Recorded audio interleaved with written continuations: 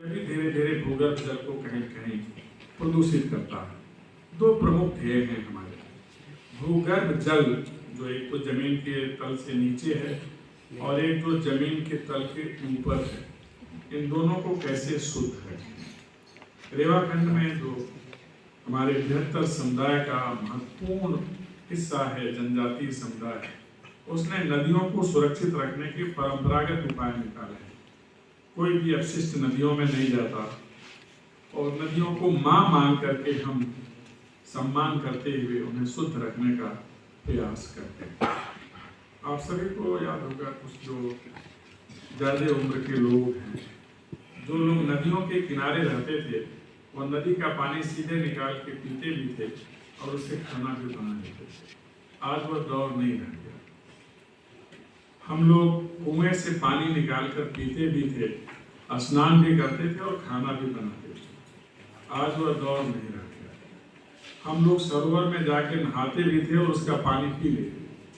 आज वह दौर नहीं रह गया। हमारा ध्येय केवल जल संचय ही नहीं है, हमारा ध्येय संचित जल को शुद्ध रखने का भी है।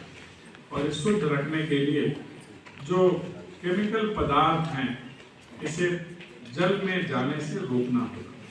जो अपशिष्ट हैं, उन्हें जल में जाने से रोकना होगा। जिन तरीकों की मैंने चर्चा किया, जो प्राकृतिक तरीके हैं, हमें पुनः उनके बारे में ध्यान देना है। कुएं बनते थे प्राचीन काल में, जो सिंचाई के भी काम आते थे और पीने के पानी का प्रयोग हम वहीं से करते थे। हर गांव में बावली होती थी, पोखरा होता था और बड़े क्षेत्र में तालाब होता था। हम जो अमृत सरोवर का हमारा कंसेप्ट है, अवधारणा है, उसी को लेकर के हमने आसपास देखा है कि बहुत सारे लोग झरने से पानी निकलता है, उसे सुबह संग्रह करते हैं और उसी को पीते भी हैं।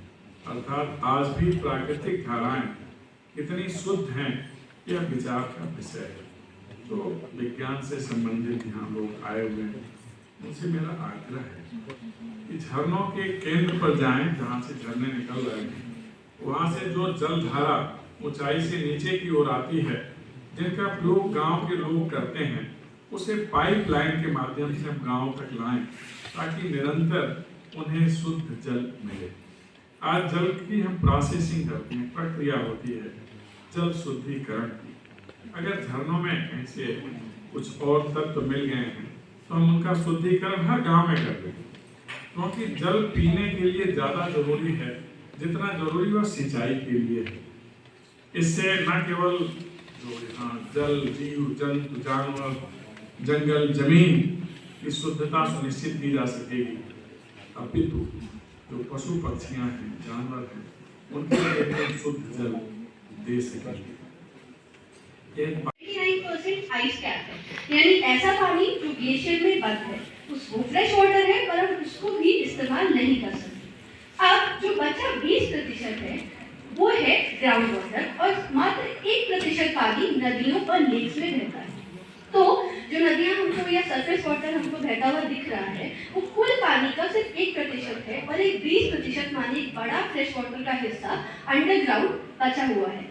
अब ये जो 20% पानी है, इसका हम इस्तेमाल कैसे करेंगे, इस पे हमारा वाटर बजट या मैनेजमेंट डिपेंड करता है। अगर हम उसका इस्तेमाल या उसका दोहन बहुत तेजी से कर रहे हैं, तो जो पैसा, जैसे पैसा हमारे पास बहुत ज्यादा है, हम उसको जल्दी जल्दी खर्च कर रहे हैं, तो वो खत्म हो जाएगा। और वो जब दोबारा आ रहा है तो एक समय में आ रहा है, यानी हर 100 दिन, हर 1000 दिन में पानी रिचार्ज होता है। तो जिस तरीके से पानी DPR, that is Detailed Project Report on Narmada River from Ministry of Environment, Forestry and Climate Change, New Delhi. So what we did since last 3 to 4 years, we have a group of expertise on it, and a number of line department are larger on it, and they have a number of things, and how we can recalculate and interact with research scholars as well as local officials from the. तो मैं ये बताना चाहूँगा कि 3-4 case study हमने खुद अपने research scholar और प्रोजेक्ट फेलो के साथ किया हुआ है, जो ग्राउंड डेटा बेस है। इसमें किसी भी प्रकार का कोई भी मैनिपुलेशन नहीं है। जो भी डेटा है, ये primary on the basis of primary data which are collected from the field, उससे रिलेटेड दिया हुआ है। कुछ चीज़ें मैं स्किप करते जाऊंगा क्योंकि टाइम मेरे को लग रहा है 15-20 मिनट में मैं फिनिश करने की कोशिश करूंगा। जो आपसे रिलेटेड, नर्मदा से रिलेटेड है, उसकी मैं बात ज़्यादा करूंगा क्योंकि हमने अचानक अमरकंटक बायोस्फीयर रिजर्व की जो जैव विविधता है, बायोडाइवर्सिटी है, land use land cover pattern कैसे चेंज होता है, जो ज्योग्राफी के बच्चे हैं उनसे रिलेटेड है, जियोलॉजी से रिलेटेड है, कि आपके जो टोपोग्राफिकल चेंजेस हैं खासकर land use matrix over the period of last